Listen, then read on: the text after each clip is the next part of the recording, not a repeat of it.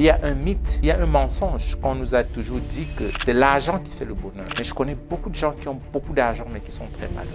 Qui parmi nous peut aller piloter un hélicoptère si on lui donne même gratuitement? Vas-y, prends, tu décolles. D'où tous on va fuir, pourquoi? Oui. Parce que tu vas te tuer. Mais pourquoi les gens se jettent dans l'entrepreneuriat? Ils pensent que non, c'est juste quelque chose que tu peux le faire naturellement. C'est pourquoi les gens perdent de l'argent, les gens perdent leur fortune, les gens perdent parce qu'ils ne se sont pas formés. Et votre fortune s'élève à combien aujourd'hui? Ah. Vous avez jamais entendu des gens dire que à cause de votre fortune, vous avez les gris-gris? Oh, mais bien sûr, ça ne peut pas manquer. Quand j'ai commencé dans le transport, quand on était à 15-20 camions, on faisait environ 2500 $ par camion par jour. Donc, on pouvait avoir 50-60 000 $ par jour de recettes. Pour moi, chaque vendredi, j'envoyais beaucoup d'argent en Afrique. Et puis, une des choses que mes parents m'ont dit, ils prenaient de l'argent, mais ils mettaient quelque part. Enfin, ils se dit que non, celui-ci, il est arrivé aux États-Unis, il est dans des trucs...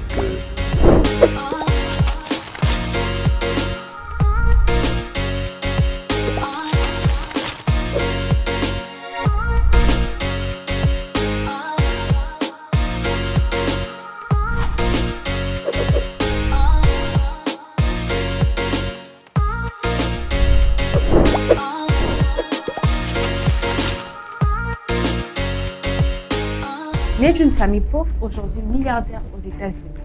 Bienvenue à tous, fidèles téléspectateurs des Méta Raconte. C'est toujours un plaisir pour moi d'être dans ces plateaux. Aujourd'hui encore, nouvelle histoire, nouvel invité. Qui est-il? Pourquoi il est là? C'est quoi son histoire? Nous allons ensemble le découvrir. Bonjour monsieur. Bonjour. C'est un plaisir pour moi de vous avoir sur ces plateaux. Hein? C'est partagé, c'est vraiment partagé. Est-ce que vous pouvez vous présenter pour ceux qui ne vous connaissent pas? Je m'appelle Raphaël Diné. Je suis entrepreneur. Ok. Là, c'est la présentation courte. Comment? C'est la présentation courte. Oui, la présentation courte. S'il faut développer, ce sera tout un livre. En effet, je suis coach en entrepreneuriat, développement personnel, expert en levée de fonds et développeur aussi. Ok. Ouais. Alors, comment est-ce que tout ça a commencé? Comment était votre enfance? Pour parler de mon enfance, déjà, comme tu l'as dit tout à l'heure, je viens d'une famille, je ne peux pas dire pauvre, on était pauvre, ce sera beaucoup soigner le mot. On était 9 à notre papa, on vivait dans une maison qui était une chambre, comme par exemple ce studio. C'est là où on a commencé. J'ai toujours l'habitude de dire qu'à la maison, on ne savait pas quand est-ce qu'on pouvait avoir notre prochain repas. Donc, on pouvait manger aujourd'hui et manger la semaine qui suit. Donc, c'était le cadre de vie où on vivait dedans. Manger du pain, on mangeait du pain pendant les jours de fête. On pouvait manger le pain 2-3 fois par an. Ou alors, si on s'était retrouvé chez un voisin qui, par grâce, nous a donné un bout de pain. Donc, je dirais, mes débuts étaient vraiment très, je ne sais pas si je peux dire difficile, parce que je ne savais même pas que c'était aussi difficile et on n'avait vraiment rien. D'ailleurs, quand nous sommes partis du village pour la ville, dans notre maison, l'interrupteur, c'était chez le voisin. On avait un seul ampoule. Donc, c'est le voisin qui pouvait allumer et éteindre la lumière. Donc, pardon, une question. Comment l'interrupteur s'est retrouvé chez les voisins? Bon, puis c'était les conditions pour avoir la lumière. Dans la maison, on avait une ampoule, mais c'est le voisin qui envoyait la lumière. Donc, il allumait à, je crois que c'était vers 18h, 19h, et puis vers 21h, la lumière partait. Il éteignait la lumière. Donc, vous voyez à quel point c'était vraiment difficile. Donc, c'est comme ça qu'on a grandi. C'était très difficile. On passait les week-ends au village pour aller au champ avec papa. Et puis, en semaine, on rentrait en ville, là où il y avait l'école, pour fréquenter. Ouais. Et pendant toute cette enfance, qu'est-ce qui se passait dans votre tête déjà? Déjà, dans la vie, à un moment, je crois que ça allait très bien. Je suis le troisième enfant. Avec mes deux grandes sœurs, je crois que la vie n'était pas aussi difficile que quand j'étais venu. Parce que quand j'avais peut-être 3 ou 4 ans, il y a eu la crise économique. Mon papa a perdu son commerce, donc c'est là où les choses sont allées très difficiles. Et pour moi, en tant que petit garçon, il fallait directement que je devienne un homme. Il fallait que je m'occupe surtout de mes sœurs et puis de moi-même. Ce qui fait que j'ai passé toute l'enfance, je n'ai pas joué comme les enfants, comme les enfants jouaient. À l'âge de 6 ans, 7 ans, j'allais déjà chercher des vieilles bouteilles, des vieilles chaussures pour peser et avoir un peu d'argent pour la famille, pour qu'on ait du tapioca à manger ou bien du riz, quelque chose. Parce que maman aussi n'était pas là. Donc, je pense que à partir de ce jeune âge, j'ai commencé à développer le sens de la responsabilité.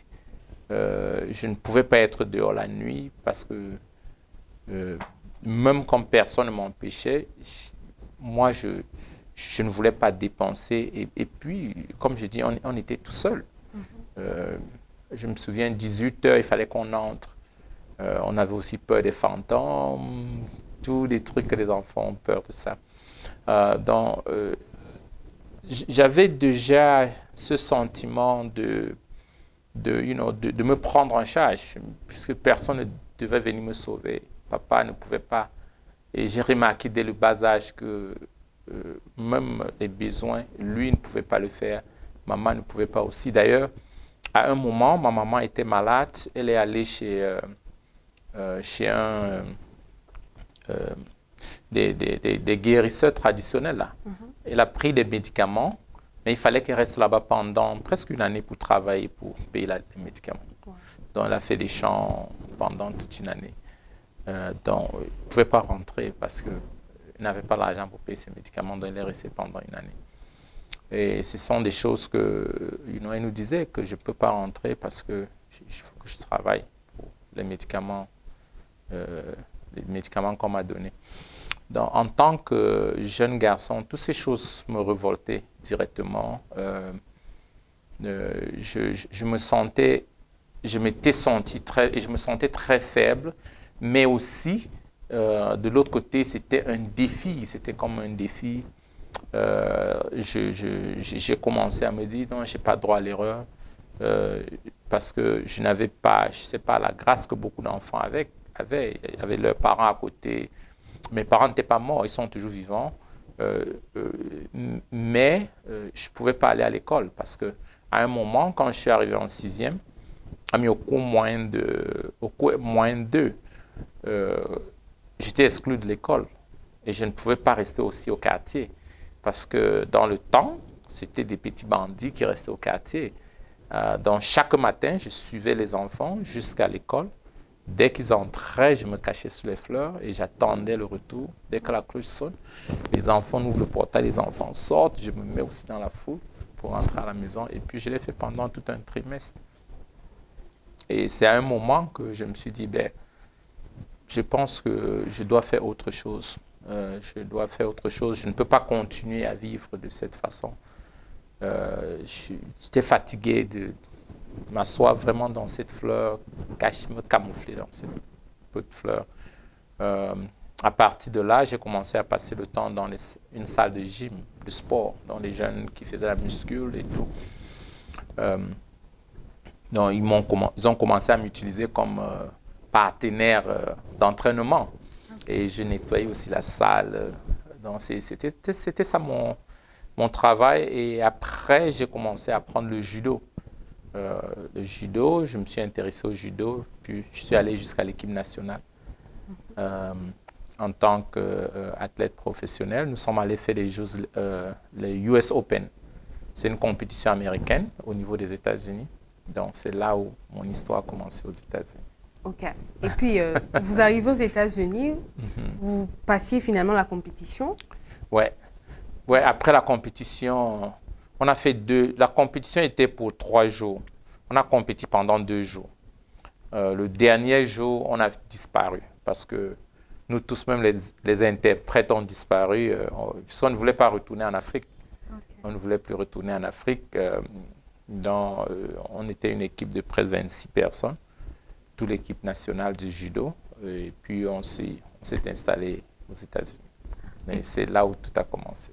Qu'est-ce qui se passe? Où est-ce que vous vous installez quand vous fuyez? On peut dire ça comme ça. On était dans l'État de la Géorgie, à Atlanta, précisément à Atlanta. Ouais. Là, vous ne savez pas parler anglais, on doit dire. Ouais. OK. Donc, vous n'avez pas de diplôme. Tout ce que vous savez faire à l'époque, c'est le judo. C'était le judo. D'ailleurs, c'est même ce qui m'avait basculé, ce qui m'a fait me jeter dans le transport. Parce qu'à un moment, je me suis dit, bon, je ne peux pas parler l'anglais, je n'ai pas une formation professionnelle. Tout ce que j'avais, c'était la force. J'ai pensé un peu à l'Afrique, je me dis, mais je peux être un chargeur ou bien je peux utiliser la force pour faire quelque chose. Et le travail physique, j'étais très bien à l'aise avec le travail physique. Donc, c'est comme ça que je me suis lancé dans le transport et surtout le déménagement. C'était mes débuts à Atlanta. Donc, je me suis lancé dans le transport. On a commencé tout doucement et puis on est allé jusqu'à plus de 200 camions dans les États-Unis, parti de Atlanta pour d'autres États. Et c'était ça vraiment les débuts aux États-Unis. Mais avant de lancer mon entreprise de transport, j'étais allé chercher le travail quelque part. Je travaillais dans une société de livraison qui s'appelait Leader Creation. On faisait des livraisons. Je n'avais pas tenu parce que, comme j'étais francophone, et chaque fois quand il y avait des casses de fourniture qu'on livrait, on m'accusait. Et en cette période, je ne sais pas si vous avez vu Un prince à New York. Oui. Ouais. C'était la période où ce film était sorti. Et puis on appelait tous les Africains princes. Donc on disait, mais attends, qui a cassé cette fourniture? Et on demandait en anglais. Moi, je ne pouvais pas me défendre. Alors que c'était mon partenaire chauffeur qui l'avait fait. Je disais, non, c'est Prince qui l'a fait. Et tout ce que je pouvais dire, c'était I'm sorry. Je suis désolé. À un moment, le manager a dit, Prince, je ne peux pas te garder parce que tu es en train de casser toutes les fournitures. Ce n'est pas moi qui cassais, mais je ne pouvais pas dire que ce n'est pas moi. Donc, quand il m'a chassé, j'avais travaillé pour lui pendant 2 semaines. J'ai dit, mais attends, là, moi, je veux continuer de cette façon. Et surtout, j'avais une amie qui s'appelait Tania, une Américaine. Je lui ai dit, mais Tania, si on se bat, tu m'aides à avoir un camion. Moi, je peux faire ce travail. Et puis, il m'a dit, non, je pense que tu peux le faire. Tu peux le faire. Et c'est comme ça qu'on a eu le premier camion. Et puis, tout est parti de là. Là, vous avez déjà l'idée du fait que vous aurez toute une entreprise de transport ou carrément vous vous dites, bon, je commence d'abord avec un transport, ce qui viendra, viendra. Je pense que de mon côté, j'avais l'avantage que je n'ai pas de skill set. Donc, je ne pensais pas aller chercher du travail. Je n'ai jamais pensé chercher du travail parce que je ne suis pas allé à l'école pour apprendre un métier ou apprendre à faire quelque chose. Donc, directement, je dois entreprendre, je dois créer l'entreprise, je dois créer le travail. Aujourd'hui, je dis que c'est l'avantage que j'avais. Même comme en cette période, c'était comme l'inconvénient. Pendant que certains de mes amis allaient chercher du travail, moi, j'ai cherché à créer du travail parce que je savais que personne ne pouvait me recruter. Je n'avais pas de formation dans un domaine précis. Mais lorsqu'on arrive dans un pays, surtout francophone, là, vous débarquez là-bas, vous ne maîtrisez pas forcément les lois. Il n'y avait pas une certaine, comment dire ça, une certaine peur, une certaine crainte, au-delà du fait que c'est vrai que vous ne pouvez pas chercher du travail. Mais en même temps, d'où venait cette confiance-là? Je pense que la peur, on parle de la peur quand on a les options. Quand il n'y a pas d'option, on n'a plus peur. Jamais que vous êtes une maman et puis vous avez un nouveau bébé, directement, un gros serpent approche le bébé. Si vous avez peur du serpent, est-ce que vous allez fuir et laisser le bébé? Vous n'allez pas fuir, vous allez venir chercher le bébé. Vous allez faire face au serpent. Et je pense que pour nous, pour moi, c'était ça. Je n'avais pas de choix. Papa n'était pas là, maman n'était pas là.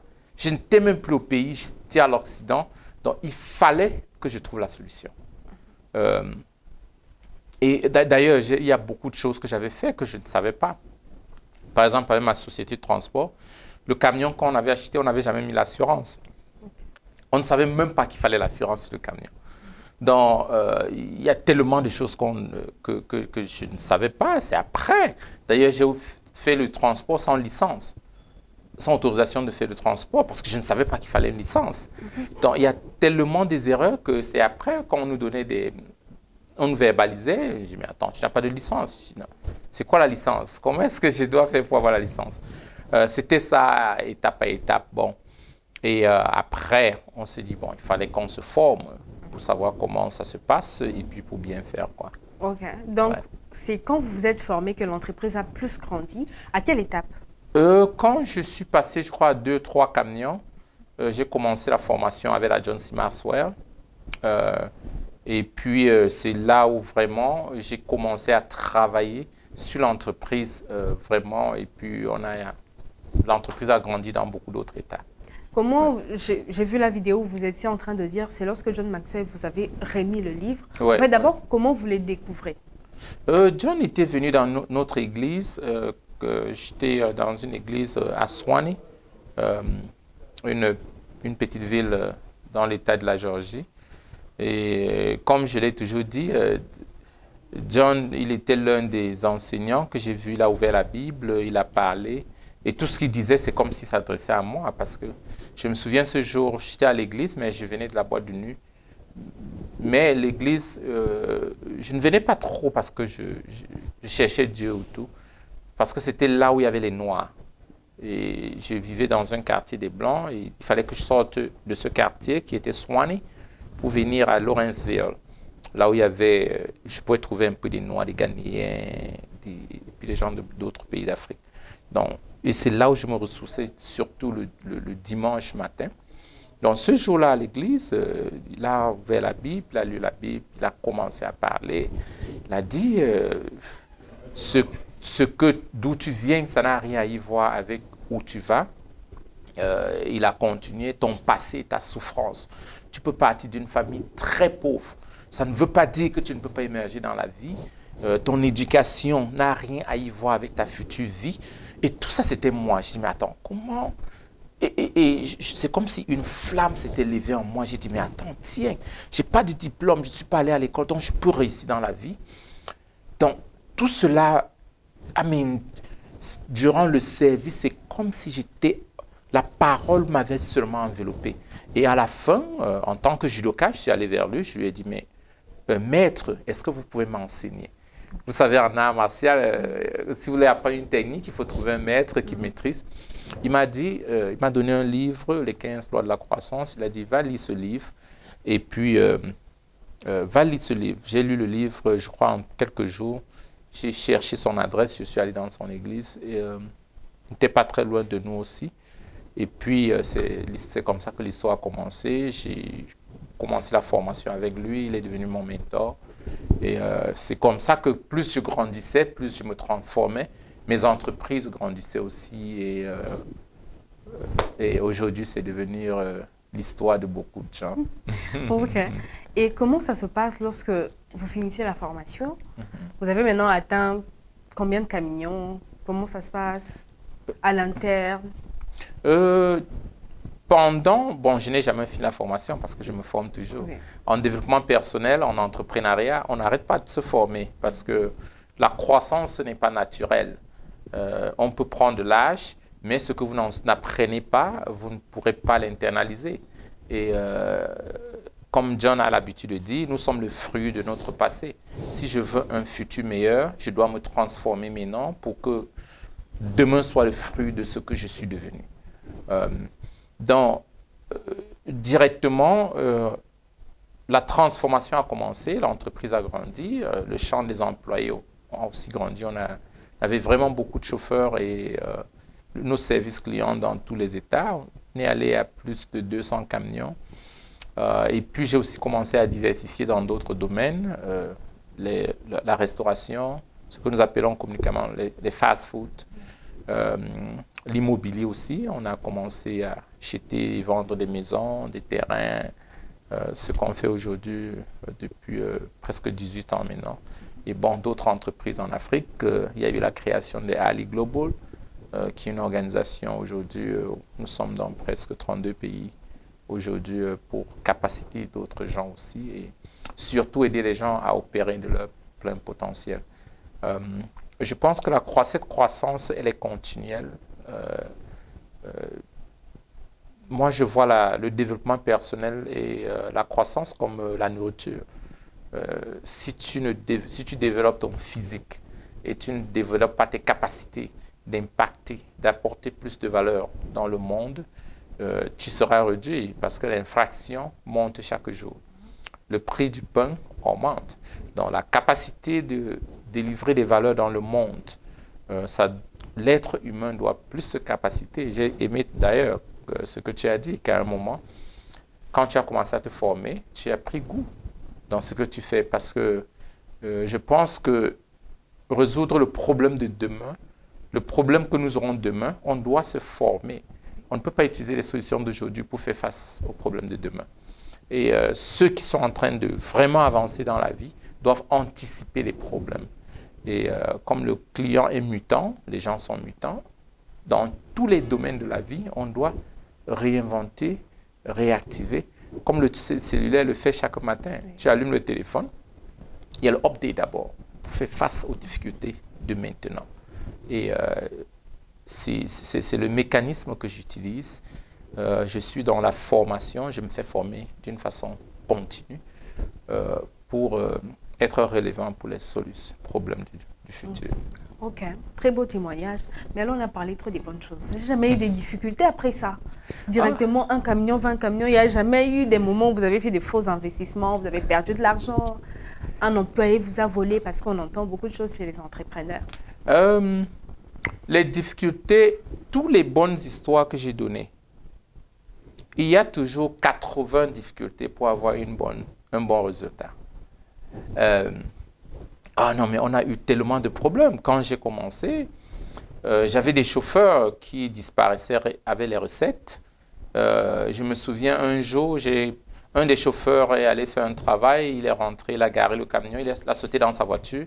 Moi aussi, je me suis jeté derrière lui, on faisait le rallye sur le highway, j'étais en train de le poursuivre. Je ne savais pas que non, il fallait que j'appelle la police. Ça, c'était le travail de la police.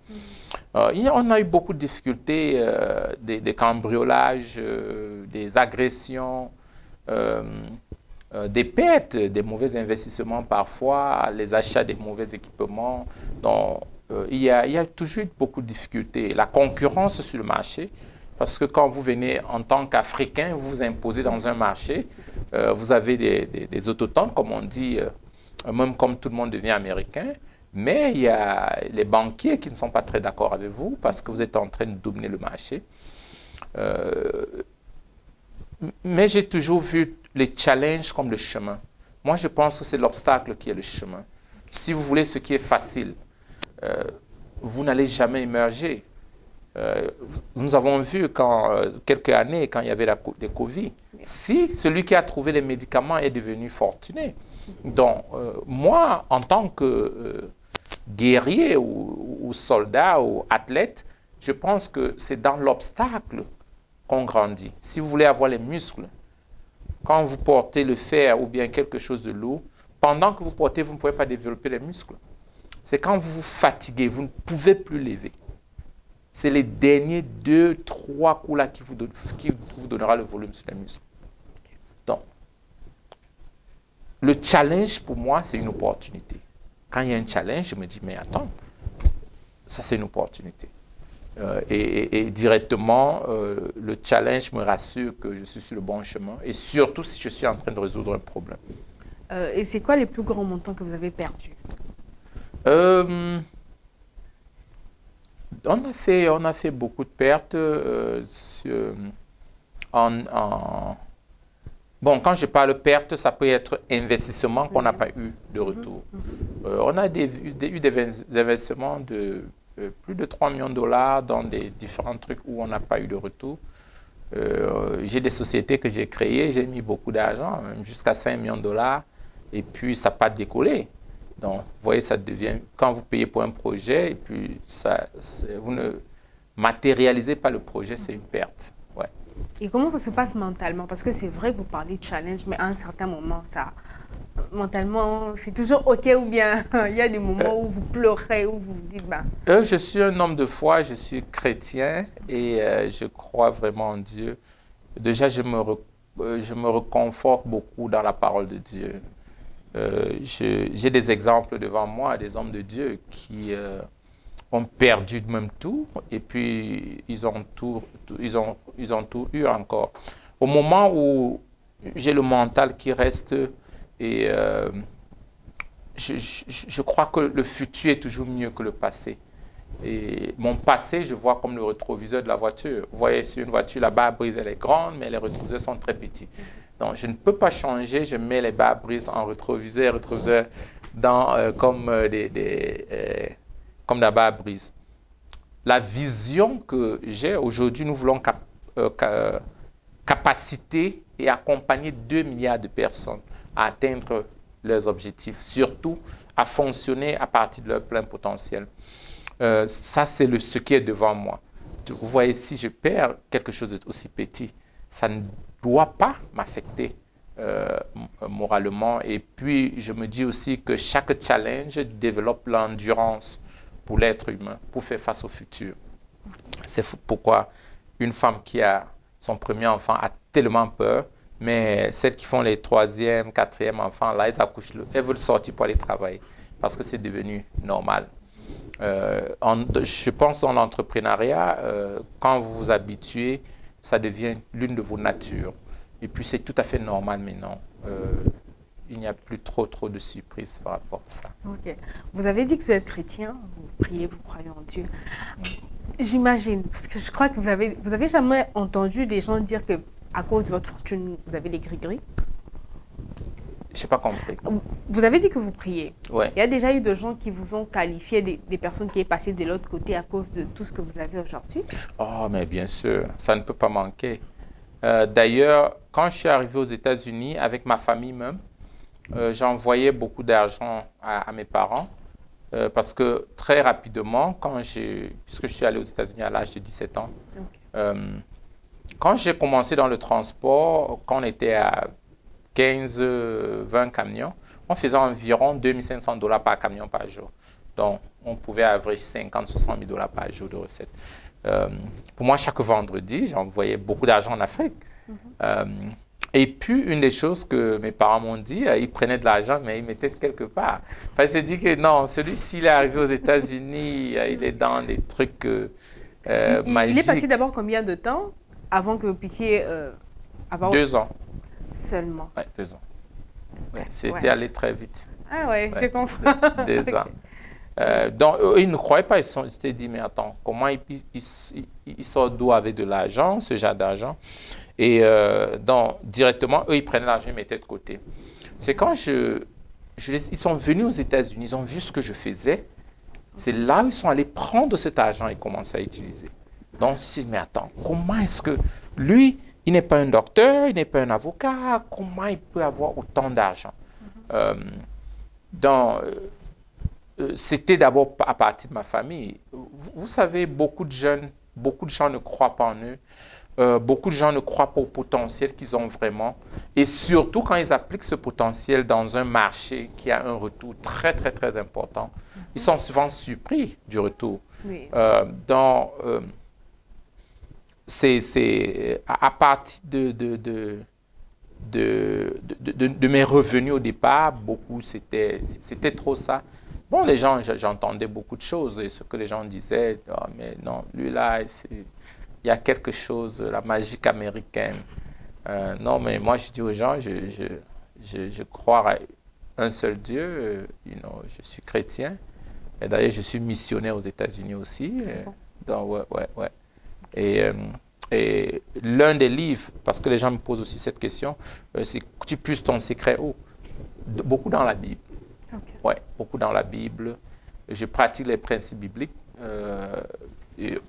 autant que ça dépend de moi. Et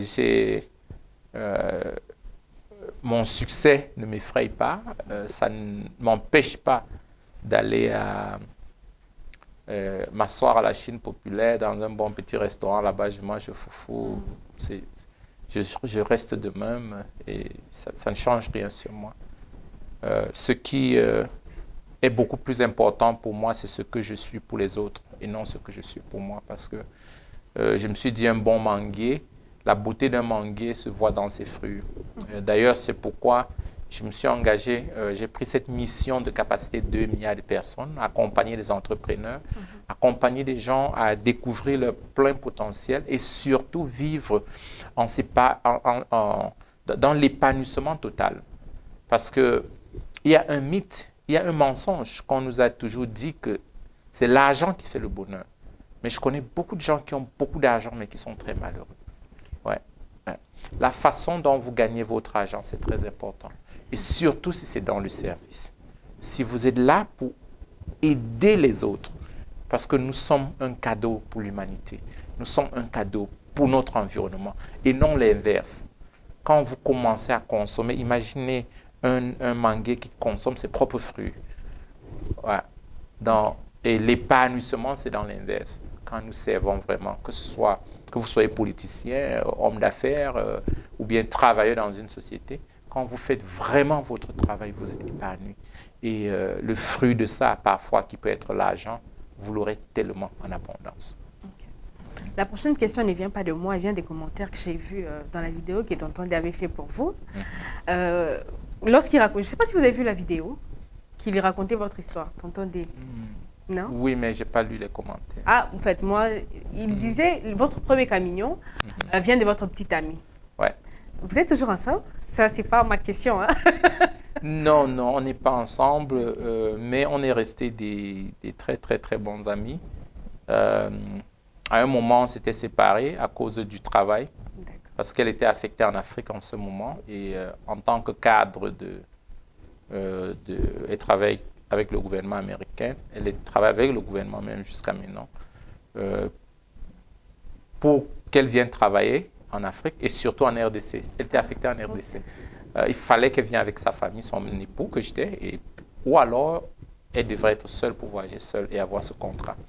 Moi, je lui ai dit, écoute, Tania, c'est mieux pour toi, c'est ta carrière. Tu es jeune, moi je suis jeune, mais moi je viens d'arriver aux États-Unis, je ne peux pas rentrer en Afrique aujourd'hui. Et puis on s'est dit, bon, il fallait le divorce, on a divorcé, et puis elle a continué avec sa carrière, et j'ai aussi continué. Mais on est restés des très très bons amis, on échange tout le temps. Ok, d'accord. Pensez-vous avoir réussi aujourd'hui? Je pense que la réussite d'abord, moi je définis la réussite comme quelqu'un qui a fait ses objectifs et l'accomplissement progressif de ses objectifs. C'est ça que je veux appeler réussite. Et puis, le grand fardeau que moi j'ai, c'est la transformation des autres. Parce que s'il fallait que la vie s'arrête maintenant, je dirais que j'ai échoué. Parce que nous sommes en mission aujourd'hui pour transformer 2 milliards. Je n'ai pas encore transformé les 2 milliards.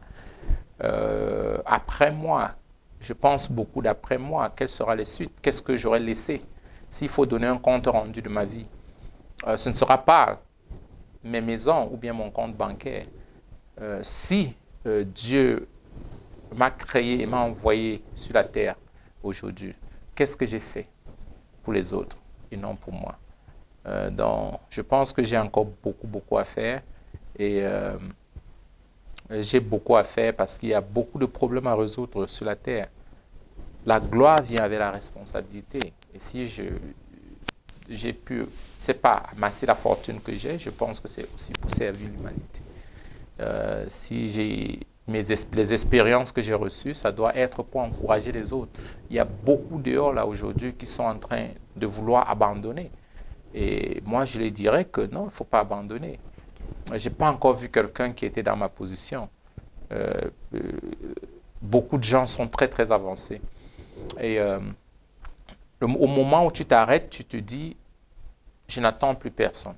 Je crois que je suis responsable de ma situation. Et je dois faire quelque chose pour ma situation. Les choses changeront directement. Tout le monde a une histoire. Quand vous écoutez l'histoire de Oprah, hier j'ai écouté l'histoire de Jeff Bezos. Quand vous écoutez, c'est effrayant. d'où ils sont sortis. Tout part de quelque part. Tout le monde. Je pense que Dieu, quand Dieu nous a créés, il a mis en nous tout ce dont nous avons besoin. Pourquoi est-ce que nous ne vivons pas de notre plein potentiel? Je pense que la seule personne qui peut arrêter une personne de vivre de son plein potentiel, c'est elle-même. C'est elle-même. Il n'y a pas autre chose qui peut vous retenir. Et c'est mon message que j'ai toujours aux autres.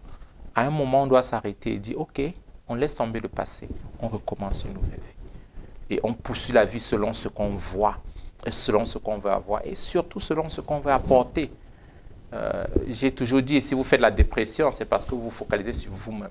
Quand vous vous focalisez sur les autres, vous ne pouvez pas déprimer. Ouais. Comment ça?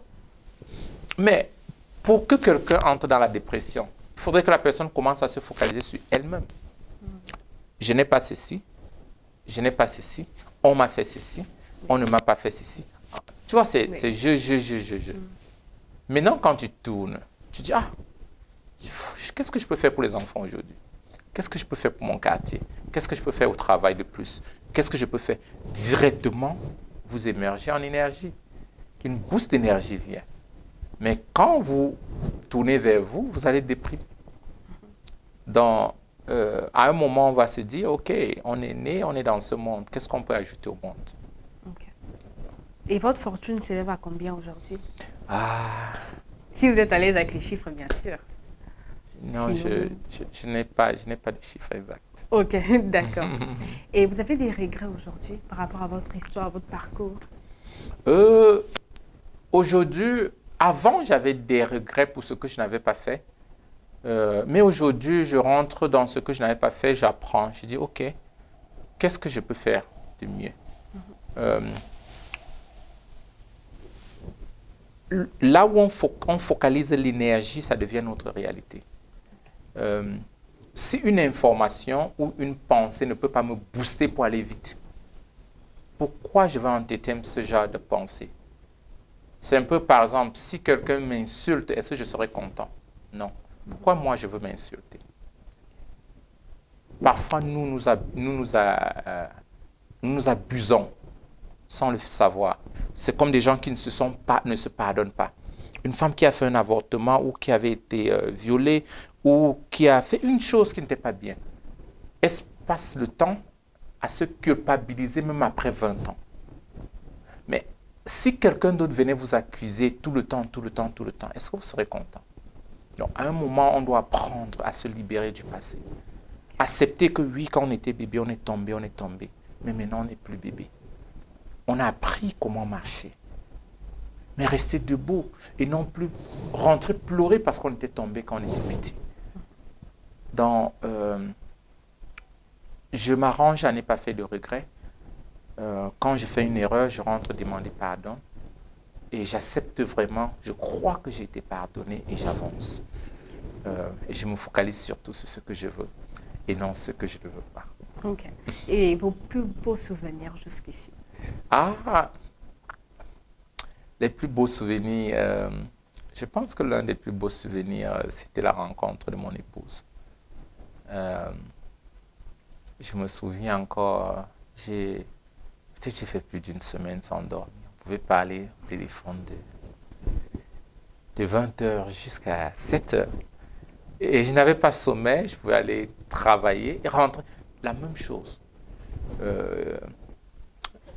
Et puis, c'était l'une des grandes prières que j'avais toujours demandé à Dieu de me donner une femme qui peut m'accompagner dans ce que je fais. Et surtout, me façonner pour être ce qu'elle veut et se façonner pour être ce que je veux. Donc, c'est l'un des plus grands souvenirs et surtout aussi mes enfants. Vous en avez combien? Comment? Les enfants? J'ai 9 garçons et une fille. Vous avez 10 enfants? Oui, j'ai 9 garçons et une fille. Ouais. Donc, mes enfants aussi, ils font ma joie. Nous vivons très, très, très réservés, tout le monde, comme famille africaine. dans vraiment communauté seulement familiale. Mes plus beaux moments, c'est quand je traverse le portail pour entrer chez moi. Et je passe le temps avec des enfants, on se roule au sol, on discute, on se balade dans le ranch. Et je pense que c'est l'un des plus beaux moments. Et aussi mon travail, parce que ça m'apporte beaucoup de joie, beaucoup de plaisir. Quand je forme d'autres, quand je partage avec l'expérience avec les autres, ça fait partie vraiment de mes très bons moments. Ok, vous avez combien d'années de mariage? 2013, 2012. Ça fait pratiquement 12 ans. 12 ans. Ouais. Ok. 12 ans. D'accord. Un conseil que vous avez appris du haut de vos 12 ans de mariage en ce qui concerne l'amour? Le conseil dans le mariage, ce que j'ai appris déjà, c'est quoi? C'est que le mariage, c'est comme, vous voyez, vous allez à l'école, mais on vous donne le diplôme avant que vous commencez l'école. Chaque jour qui passe, c'est comme si je découvre la personne de mon épouse. Et aussi, elle me découvre aussi. Et on s'apprend chaque jour. Il y a du haut et du bas. Beaucoup de fois, j'ai pensé, attends, ce mariage, il faut que j'arrête. Hein. Une histoire comme ça, peut-être une situation qui s'est passée que vous nous racontez? Donc, il y a des choses comme ça. Bon, surtout, ça vient de l'incompréhension, quoi. Oui. Parce que parfois, vous avez des choses dans votre tête, vous pensez que l'autre personne a la même chose dans sa tête. Donc, quand la personne ne vous comprend pas, vous dites, mais attends, il y a un problème ici. Alors que nous tous, on voit les choses pas de la même façon. Ce que vous voyez, moi, je ne vois pas, parce que vous voyez d'un angle différent de moi. Donc, et je pense que le ménage, c'est un peu ça. À un moment, on doit comprendre l'autre. Et comme la Bible dit que l'amour pardonne tout, l'amour encourage, l'amour, quand il y a l'amour, vraiment, vous pouvez tout pardonner. Et surtout se focaliser sur ce qui est bien. Moi, j'ai toujours dit aux gens, pour partir de l'amour au divorce, c'est juste changer et se concentrer sur quelque chose d'autre. Quand vous aimez, c'est parce que vous vous focalisez sur ce qui est bien de la personne, ce que la personne fait de bien. Quand vous n'aimez plus, c'est parce que vous vous focalisez sur ce que la personne fait de mal. C'est aussi simple que ça. Donc, c'est facile à aimer et c'est aussi facile à détester. Vous cherchez le mal au lieu de chercher du bien. Et je me bats pour me concentrer sur ce qui est de bien. Sur ce qui est de bien au fur et à mesure. Ce qu'on travaille encore dessus, on continue à travailler. Mais je pense que toutes les secondes avec des gens que vous aimez, vous devez vraiment les exploiter. Parce que vous ne savez pas combien de temps vous avez qui reste. Okay. Et un conseil que vous avez reçu dans les affaires qui vous a accompagné jusqu'ici? La formation continue. Okay. La formation continue. Si tu es dans les affaires, tu commences une affaire. La connaissance que tu auras pour avoir l'idée de l'affaire, c'est différent de la connaissance que tu dois implémenter l'affaire avec. Et c'est aussi différent de la connaissance que tu auras besoin pour continuer à gérer les affaires tous les jours. Et ce sera aussi différent de la connaissance que tu auras besoin pour surmonter des épreuves. Parce que l'entreprise a les cycles de vie. C'est comme l'être humain. Oui. Pour gérer un bébé, ce n'est pas la même connaissance comme pour gérer un enfant, un adolescent. Ce n'est pas les mêmes connaissances comme pour gérer quelqu'un de mature. Ce n'est pas les mêmes connaissances pour gérer une grand-mère. L'entreprise est comme ça. Donc, si vous vous jetez seulement et puis vous croisez les mains, à un moment, vous serez obsolète, quoi. Okay. Il n'y aura plus de place pour vous dans l'entrepreneuriat. Donc, l'entrepreneur doit se former. Okay. D'ailleurs, nous avons une formation qui sera le 25, 26, 27 pour enseigner aux gens comment devenir une personne d'influence. Parce que la vie aujourd'hui, c'est l'influence. Quand vous rencontrez quelqu'un, vous l'influencez ou vous influence. Aujourd'hui, les gens regardent les vidéos de motivation pour se motiver. Non, il faut comprendre le mécanisme qui est derrière la motivation. Tout commence par ce que vous voulez. Ce que vous voulez. Tout commence par là. Et si vous ne savez pas comment influencer et impacter les gens d'une façon positive, Ce sera comme si votre vie qui est une grain, vous n'êtes pas en train de la s'aimer pour récolter dans le futur. Donc, l'entrepreneur doit se former continuellement. Nous avons une école de formation des entrepreneurs, ce que nous appelons l'école des entrepreneurs, l'école de 360, où j'ai des vidéos que j'ai développées pour montrer comment j'ai fait mon premier 10 000 $, les premiers 100 000, les premiers millions, les premiers... Mais après, ici, vous allez nous dire ce que vous n'avez pas dit dans la vidéo. Parce que moi aussi, j'aimerais bien faire mon premier 10 millions. Oui. Ouais, donc il y a tout ça, mais il faut apprendre. Il faut apprendre. Imagine, qui parmi nous peut aller piloter un hélicoptère si on lui donne même gratuitement? Vas-y, prends, tu décolles. D'où tous on va fuir. Pourquoi? Oui. Parce que tu vas te tuer. Mais pourquoi les gens se jettent dans l'entrepreneuriat? Ils pensent que non, c'est juste quelque chose que tu peux le faire naturellement. C'est pourquoi les gens perdent de l'argent, les gens perdent leur fortune, les gens perdent parce qu'ils ne se sont pas formés. Personne de nous ne peut donner son cerveau à quelqu'un de faire l'opération dessus. L'entrepreneuriat, c'est la même chose. Si vous ne savez pas comment faire, comment vendre, comment développer un produit, un service, un système, comment suivre les clients, vous ne pourrez pas réussir dans l'entrepreneuriat. Donc, c'est très important de se former. C'est mieux de se former, de se préparer correctement avant de se lancer. Ou alors, pendant que vous êtes dans le processus, vous continuez à vous former. Ouais. Okay. Et je sais que petit à petit, on tend vers la fin, mais comment ça se passe la première fois où vous gagnez les plus gros montants? Après la galère, tout ça, là, c'est à vous. Comment c'était? Vous étiez où? Dans votre bureau, dans le local? Je ne sais vraiment. C'est allé d'une façon très systématique. Et bon, quand on parle du plus gros montant, je pense que je n'ai pas encore le plus gros montant. Non, depuis l'époque, au fait, depuis la galère. Le plus gros montant, c'est combien? Ben, au fait, je ne sais pas, je n'étais pas là. Après la galère, vous arrivez aux États-Unis, vous vous lancez dans le transport. Après, je ne sais pas, vous avez votre premier 2000 $, j'imagine. Ouais. Là, j'essaye de... Votre premier 2000 $, au fait, ça, c'est à moi. Au fait, hier, j'ai manqué du pain, mais aujourd'hui, c'est à moi, je peux mettre dans la poche. Ouais. Non, quand je suis arrivé aux États-Unis, une des choses, je crois que je dépensais vraiment dans la bouffe. Je peux acheter un poulet, je mange le poulet, je laisse le reste, je jette. Et j'étais OK. Je pouvais m'acheter une petite canette de jus et avoir assez de coca. J'avais le coca dans ma malle arrière.